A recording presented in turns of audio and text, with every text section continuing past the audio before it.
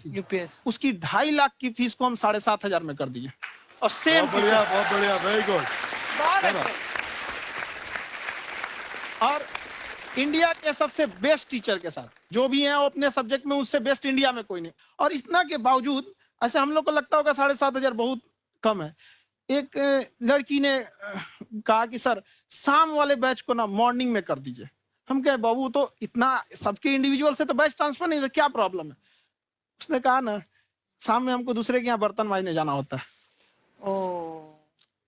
तो हम लोग को लगता है कि जितना ये तकलीफ इससे कई गुना जाते हैं। और कई बार तो ऐसा लगता है कि वो भी ना ले। एक लड़का बेचारा नदी से बालू निकालता था और वो बालू को भरता था, फिर नाव बालू को किनारे लेके बेचती थी और वो बालू भरता था, उससे मेरी फीस ले आया। हमारा हाथ कांप गया, हम कैसे फीस ले लेंगे यहाँ पर। बहुत बढ़िया। उसी दिन हमने ये प्रण लिया था कि भारत का कोई भी बच्चा उसके सफलता में पैसा उसकी बाधा नहीं बनेगी, चाहे उसको जितना भी पढ़ना रहे यहाँ पर। क्या बात। और अर्चना जी, मैं इनके बारे में एक बात, खान सर आपके बारे में मैं एक बात कहना चाहता हूँ। इनका जो स्टार्टअप है ये बूटस्ट्रैप्ड है। अच्छा, मैं साधारण भाषा में बता देता हूँ, ये सेल्फ फंडेड है। इन्होंने अभी तक किसी और से पैसा नहीं लिया है। ये इन्वेस्टर के पैसे से नहीं, इन्होंने खुद इसको बिल्ड किया है। और बल्कि इतना स्ट्रॉन्ग स्टार्टअप है ये कि मैं कहूंगा कि अगर इन्वेस्टर्स को इन्वेस्ट करना हो तो मैं इंडोर्स करता हूँ ऐसे स्टार्टअप्स को। यही सब चीजों को देखते हुए कई लोगों ने धमकी भी दिया था वहां पर। अच्छा। और उसके बाद बम चला दिए और 7-8 बम चला दिए और कुछ ब्लास्ट हुआ। एक बेचारा नया लड़का आया था एडमिशन लेने के लिए, उसकी स्कूटी उड़ा दिया। वो आया था, कहा कि सर हम तो पढ़ने आए थे, हमारा स्कूटी उड़ गया। तो हमारी ऑफिस उड़ा दिए सब। एक तो पास में आके गिरा और नहीं फटा वो।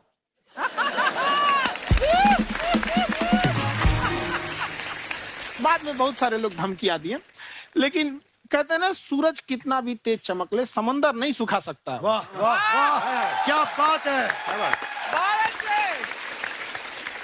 मैम एक्चुअली ये फीस कम करने का एक और रीजन है। 2.5 लाख 3 लाख की जो फीस में सब लोग पढ़ाई अफोर्ड नहीं कर पाते। इसलिए वो कुछ ही लोग अफोर्ड कर पाते हैं, तो उनका मेंटल लेवल तो बहुत ऊपर चला जाता है। लेकिन एक पूरे देश का मेंटल लेवल थोड़ा सा स्टेबल नहीं हो पाता।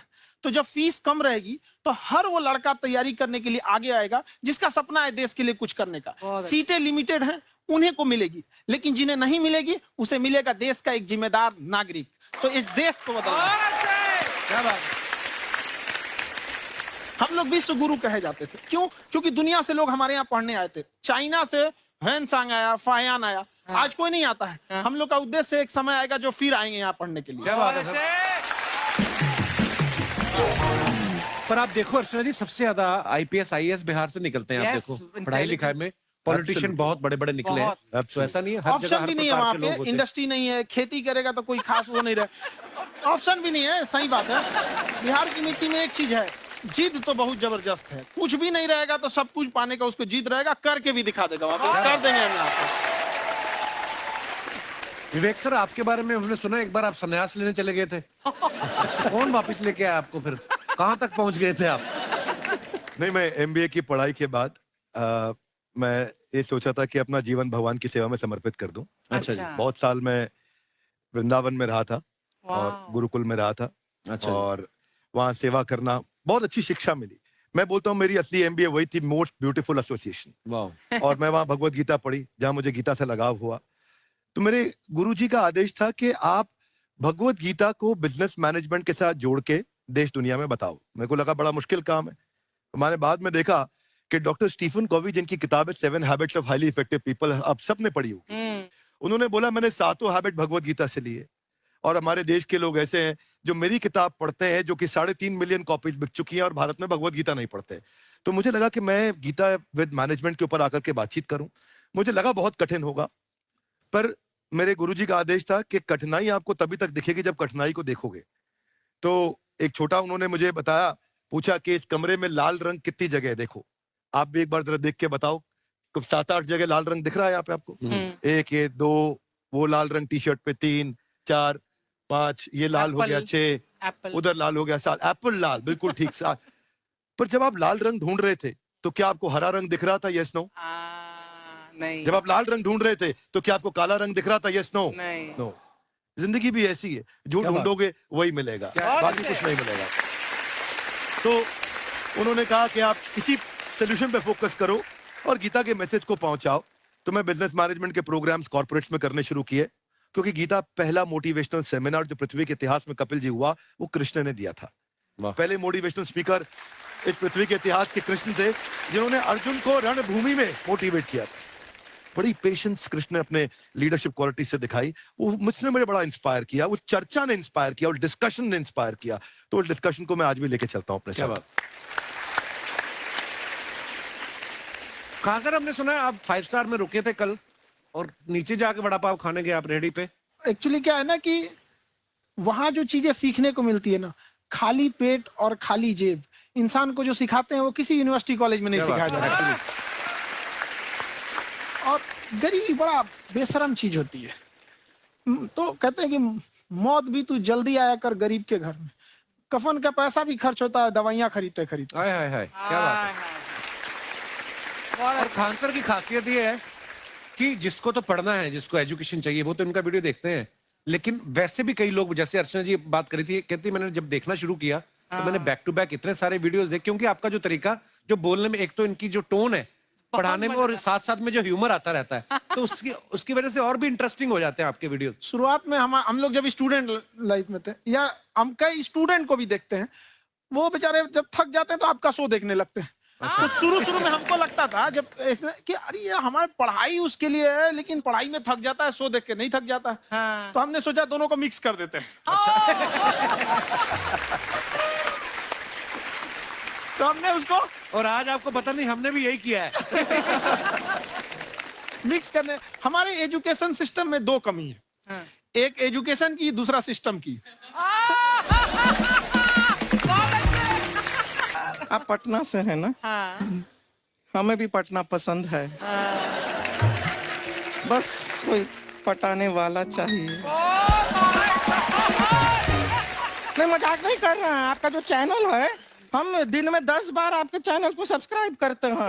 दिन में अरे हाँ, और बेल आइकन तो हम इतना जोर से दबाते हैं कि बाकी यूट्यूब वाले बाहर निकल के देखते हैं कि ये कौन है जिसने इनका चैनल इतना जोर से दबा दिया बेल आइकन। बुढ़िया, तो ये शर्म नहीं आती है? आते ही फ्लर्ट शुरू कर दिया ना तूने। तो जाते हुए करते हैं क्या? विवेक जी नमस्ते। आपसे एक काम था छोटा सा, कर देंगे आप? ये क्यों करेंगे? नहीं गुरुजी, हमेशा अपने वीडियो में कहते हैं कि विवेक से काम लो, विवेक से काम लो।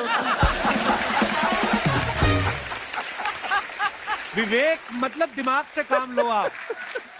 हाँ, तो विवेक जी अपने दिमाग से ही काम लेंगे, बहुत दिमाग है उनके पास। ये देखिए, जो आदमी, आपको मैं बताइए, जो आदमी बिना फिल्म किए कपिल शर्मा शो में आ गया, कितना दिमाग होगा उसके पास।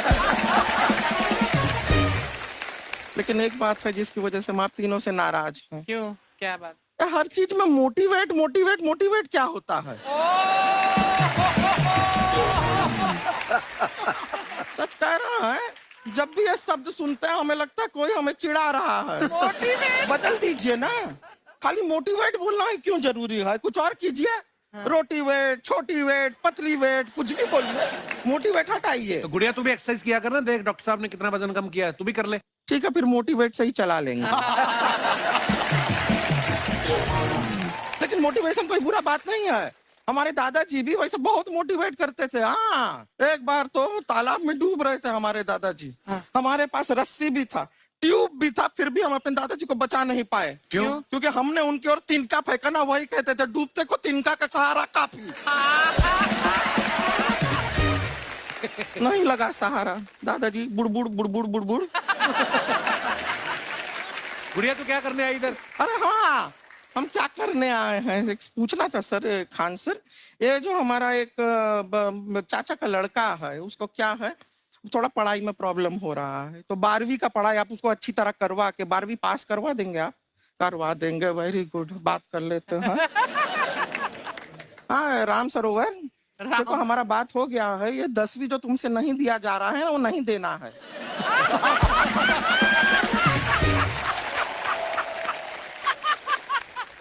टेंशन नहीं है, 10वीं का खान सर से बात हुआ, ये सीधा 12वीं पढ़ा के पास कर देंगे। अरे ऐसे नहीं होता, पहले 10वीं पास करनी पड़ेगी, फिर 12वीं होगी ना। ऐसा कोई जरूरी नहीं है ये सीक्वेंस। क्यों? हमारे मौसा जी थे, उनसे ना 10वीं हुई ना 12वीं हुई, अभी 3 दिन पहले सीधा उनकी 13वीं हुई। एक्चुअली क्या है, पढ़ाई लिखाई का हमको बहुत ज्यादा नॉलेज है नहीं, गांव में पढ़े हैं ना सर। स्कूल कहाँ होते थे अर्चना जी, गांव में स्कूल नहीं था, पेड़ के नीचे पढ़ते थे हम। यहाँ तक कि हमारे पास ब्लैक बोर्ड भी नहीं था, हमारे मोहल्ले की जो भैंसिया थी उसको खड़ा करके टीचर उसके ऊपर लिख के पढ़ाती थी। मजाक नहीं कर रहे हैं। और आप तो समझ रहे हैं, अभी ब्लैक बोर्ड की एक अटैच डस्टर था बैक बोर्ड का, समझ रहे हैं ऐसा, वो पीछे से आता था, लिखा हुआ मिटाता था और चला जाता था। ये तो कुछ भी नहीं है। एक बार क्या हुआ, हमारा स्कूल शुरू हुआ, शुरू होते ही 2 महीने के लिए छुट्टियां हो गई। क्यों? ब्लैक बोर्ड ने बछड़ा दिया था ना। तो वैसे आप लोग ना इतने ज्ञानी हैं, सब कुछ जानते हैं, आपसे एक टेक्निकल सवाल पूछे। एक बार ना 4 दोस्त थे, 4 दोस्त, साम दाम दंड भेद। वो डिसाइड करते हैं कि चलो एक गेम खेलते हैं, तो टीम्स बनाते हैं। तो साम दाम ने एक टीम बनाया। इस पे भेद को बहुत गुस्सा आया, पता है क्यों? क्यों? क्योंकि भेद को दंड मिलाना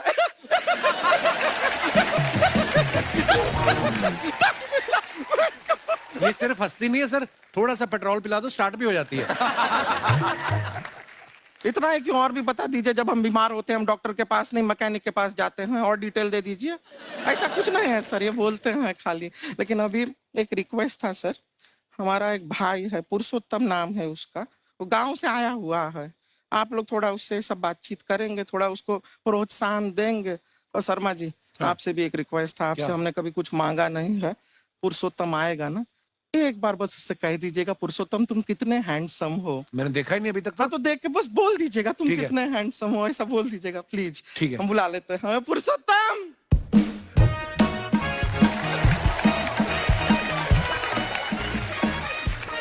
ये पुरुषोत्तम है। वाह, तेरा भाई बड़ा हैंडसम है। तो हमारे खानदान में सब हैंडसम है, ज्यादा चापलूसी करने का जरूरत नहीं है।